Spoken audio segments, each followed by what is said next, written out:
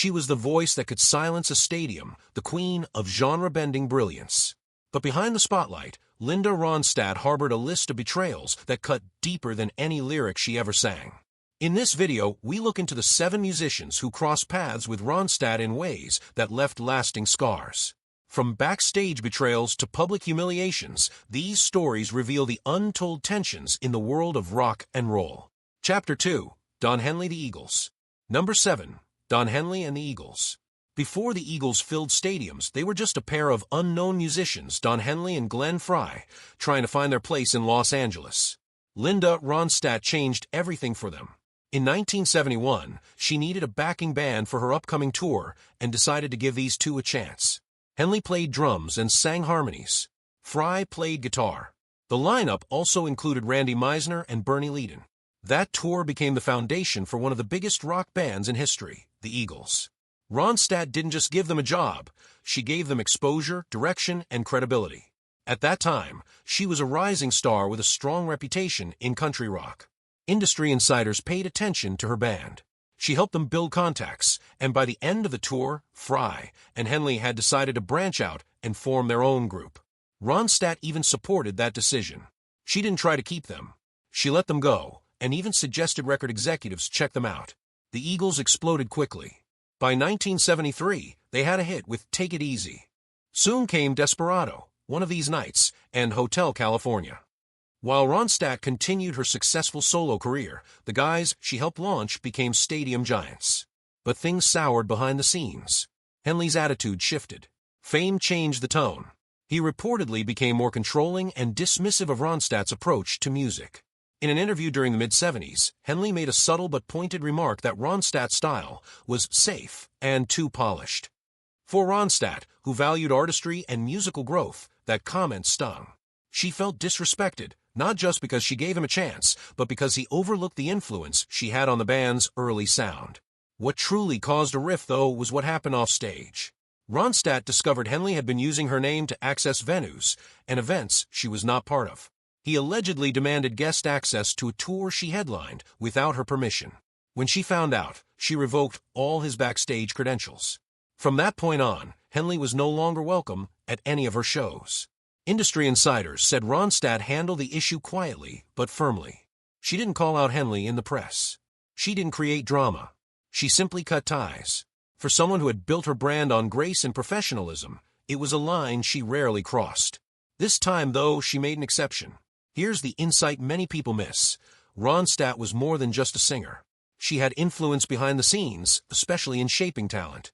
Before the Eagles found their sound, they were molded by Ronstadt's touring style, stage discipline, and vocal layering techniques. Frey even said later that they learned the value of harmony from watching her record vocals. That's a major part of what made the Eagles sound so iconic. But Henley never acknowledged that influence publicly. Instead, he seemed to distance himself from the early days, possibly to build the Eagles' brand as independent and self-made. Ronstadt never demanded credit, but those who knew the full story saw the pattern. Ronstadt's producer at the time, John Boylan, was instrumental in introducing Frey and Henley to her. That connection wasn't random. It was intentional. Ronstadt wasn't just a bystander in the formation of the Eagles, she was part of the foundation. Yet, the way Henley separated himself from that origin story felt like a quiet betrayal. After the fallout, the two rarely crossed paths again. Ronstadt continued to evolve, experimenting with opera, mariachi, and big band. Henley stuck with the classic rock formula and pursued a solo career. Both were successful in their own right, but that early connection remained unspoken.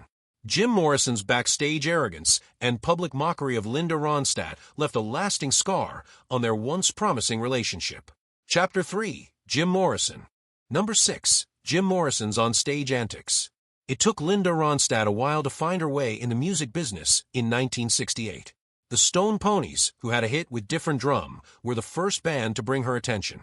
During this rise, she met Jim Morrison, the lead singer of The Doors.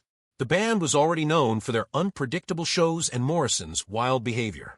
The things that happened between them on stage, not what was planned, hurt their careers. Moving quickly, Morrison went to a concert where Ronstadt was the opening act. She was in the middle of her performance when he came out from behind the scenes, walked up to her, and pulled her toward him in front of everyone. He tried to kiss her right there on stage, without telling her. It was awkward, not professional, and completely out of the blue. Ronstadt stopped and looked shocked. That moment made her look bad in front of thousands of people, and spoiled the mood. It wasn't just a spur-of-the-moment choice. Morrison behaved in a way that matched a pattern. By 1968, his substance and alcohol use was getting worse, and he often caused problems at concerts. But this episode was different because it involved another artist who refused to be a part of his on-stage drama. Morrison used Ronstadt as a prop in his show rather than as a friend. Ronstadt did not make a fuss in the backstage area after the show. People knew her for keeping her cool in public, but people who knew her well said that what happened really shook her. Even though she didn't say much about it, her team made it clear that she wouldn't be performing near Morrison again. She did not need that kind of chaos as her career grew. The performance was just one part of the problem. A few weeks later, Morrison made things worse. In a radio interview, he made fun of Ronstadt by calling her sweet but spineless. He said her music didn't have any fire, and that she didn't stand up for herself. This was rude and touchy at the same time. At the time, it came from someone much more famous and powerful. The remark spread, and Ronstadt's confidence dropped. But she still didn't answer in public. In no way did she act that way. Instead, she kept building her catalog and reputation one show at a time. But she had the Morrison moment, and some say it changed how she did business in the music business. From then on, Ronstadt became more aware of her stage presence and personal limits. She became more careful about choosing her partners and avoided tours with musicians who were known to act recklessly. This is the most important thing that most people don't know. Ronstadt was already getting respect in the business behind the scenes. Managers and producers saw her as more than just another young voice. They saw her as a professional with long-term prospects. After the Morrison event, some of those insiders paid her more attention. They liked how she dealt with it. No drama, just distance. It made her feel good about living in a selfish world. In the meantime, Morrison kept spinning. He began drinking too much, and his stage stumbling got worse. After less than 3 years, he died at the age of 27. Even though he left a mark on rock history, things that happened with Ronstadt remind us that despite being brilliant, he was also very flawed. It wasn't just about his behavior, it was also about the career of another artist because he crossed lines they shouldn't have. Ronstadt saw the event as the beginning of something new, not the end of the world. She kept going without ever focusing on drama. Not shockingly, she grew because she was talented and worked hard. Morrison quit quickly, while Ronstadt went on to have a career that lasted decades. Chapter 4: Neil Young. Number 5. Neil Young's dismissal. The middle of the 1970s were Linda Ronstadt's most famous years. Millions of copies of her albums were sold, and no one else had a voice like hers. The only woman in charge of a rock scene mostly made up of men was she. Around the same time, Neil Young was also at his best. His political point of view and folk rock style were praised. Both artists were admired, even though they worked in very different types of music. So, when they met at a politically charged benefit concert in 1976, things didn't quite go as planned. A lot of musicians who came to the event were also activists fighting for the rights of farm workers. Linda Ronstadt joined the lineup with big names like Neil Young because she has always been for causes like these. It seemed like a strong mix of voices on paper. But behind the scenes, things quickly turned bad. Young had strong ideas about how protest music should sound: rough, urgent, and emotionally empty. Ronstadt didn't have the image he was going for because her performance was too polished and her sound was ready for the radio. Behind the scenes, he let go without holding on. He made it clear that he didn't like her style for the event, and he didn't listen to her suggestions during practice. People who were there said he told them her music was too commercial and too clean for a protest space. This was more than just a difference in taste. It felt one-on-one.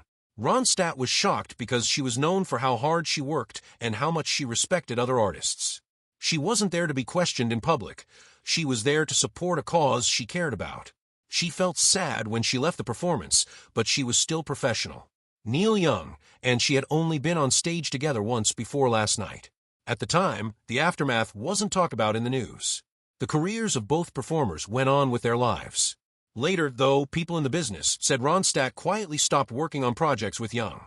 She never talked about it in public, but in interviews years later, she hinted that male musicians had judged her sincerity wrongly at times. Young, on the other hand, kept writing political songs without any filters. He probably thought of it as something that would go away in the course of a long career full of strong opinions and creative conflict. He didn't speak in public very often. Later, though, even Ronstadt's fans agreed that the way she was treated that night seemed more about control than music. The background as well as the conflict were both unique. Ronstadt and Young were both fighting for the same cause, but they did it in different ways. He wanted speed and edge. She got there with clear reach. Ronstadt may have made protest music sound polished, but you could hear it a lot more on the radio and in record stores. She had the kind of platform that could move people without them having to yell. The most important thing that most people don't know is that Ronstadt didn't just walk away. She left. She became more selective about the political events she went to, making sure that not only the cause, but also the energy fit with her values. She started funding activism behind the scenes so that she could use her success to inspire others without having to go on stage and risk being judged again. That choice set the tone for her second, less busy, but still important career phase. It doesn't matter who was right in this story. At the same time, they had very different ideas about how to reach the same goal. And sometimes having a common goal isn't enough to make everyone happy. Ronstadt saw that benefit concert in 1976 as a turning point because of what it showed, not what was said out loud. Not everyone takes the same path or treats other travelers with the same level of courtesy, even when they are working for the same cause. That night with Neil Young became more than just a painful memory. That was the last time Ronstadt tried to show other artists how valuable she was. She had already done that with gold record sold-out shows and a legacy that would last for decades and go beyond one performance. What should have been a creative partnership turned into humiliation for Linda Ronstadt when Frank Zappa mocked her ideas.